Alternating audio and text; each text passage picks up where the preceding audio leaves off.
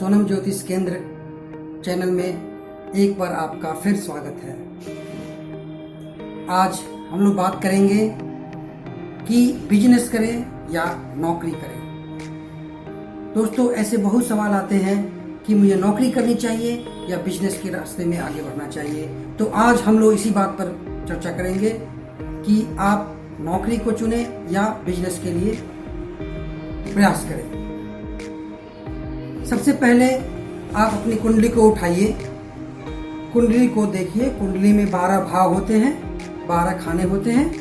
वो कुंडली में पहला कुंडली का जो भाव होता है, पहला भाव होता है, उसको कहते हैं लग्न। और उसके सामने जो होता है वो होता है 7वां भाव। और पहला 7वां इधर दाहिने तरफ होता है वो 10वां। तो ये तीनों भाव को देखना होगा। लेकिन सबसे पहले हम लोग कुंडली को बीच से 2 भाग में बांटेंगे, एक बाएं तरफ एक दाहिने तरफ, 2 भाग में बांटेंगे।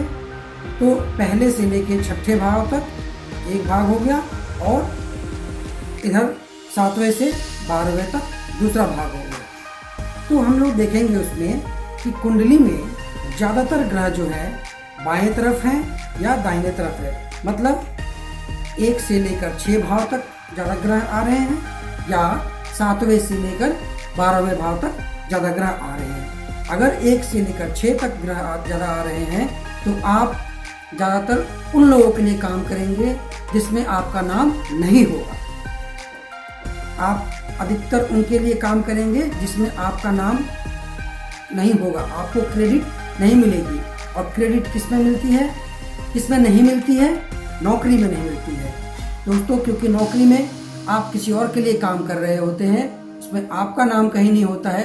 वो कंपनी या सरकार जहाँ भी ऑफिस में काम कर रहे होते हैं वहाँ का बॉस, उनको मिलता है क्रेडिट। तो उनके लिए आप काम करेंगे। तो आपकी कुंडली में अगर बाएं तरफ यानी कि 1 से लेकर 6ठे भाव तक आपके ग्रह हैं, ज़्यादातर ग्रह हैं, तो आपको नौकरी के लिए प्रयास करना चाहिए। और अगर 7वें से लेकर 12वें तक ज़्यादातर ग्रह आपके इस तरफ आ रहे हैं तो आपको बिजनेस की तरफ प्रयास कर सकते हैं। ये पहला है। दूसरा है आपकी कुंडली में लग्न कैसा है। अगर लग्न स्ट्रॉन्ग है, तो मजबूत है, ज़्यादा प्रभावशाली है, तो आप जो है किसी और के अंदर में काम करना पसंद नहीं करेंगे। आप स्वयं का बिजनेस करना शुरू कर सकते हैं। आपको दूसरों के अंदर में काम करना पसंद नहीं आएगा।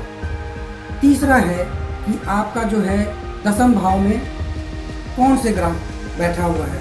अगर कोई ग्रह बैठा है तो खाली है, तो उसमें कौन सी राशि जा रही है, उसका स्वामी कहाँ बैठा है, उसको देखेंगे। लेकिन अगर कोई ग्रह बैठा है तो 10वें भाव में कौन सा ग्रह बैठा है, ये डिसाइड करेगा कि आपको बिजनेस करना है या नहीं करना है। ज़्यादातर कुंडलियों में मैंने ये पाया है कि 10वें भाव में अगर सूर्य या चंद्रमा है, 10वें भाव में अगर सूर्य या चंद्रमा है, तो ज़्यादातर लोग जो है, वैसे लोग किसी न किसी सरकारी नौकरी या कोई नौकरी कर रहे होते हैं।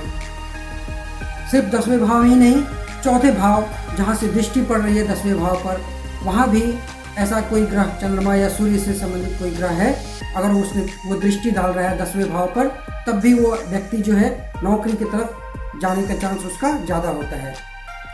अब देखेंगे बुध की स्थिति। क्योंकि बुध जो है, जिसका मजबूत होगा, स्वतंत्र होगा, सूर्य के साथ अटैच नहीं है, सूर्य के पास में नहीं है, तो वैसे व्यक्ति का मन जो है बिजनेस की तरफ ज़्यादा जाएगा। इसलिए उसको बिजनेस के लिए प्रयास करना चाहिए। अगर उसका बुध मजबूत है, सूर्य से अलग है, अगर वो सूर्य के साथ युति में है, तो नौकरी भी कर सकता है, बिजनेस भी कर सकता है या नौकरी कर सकता है।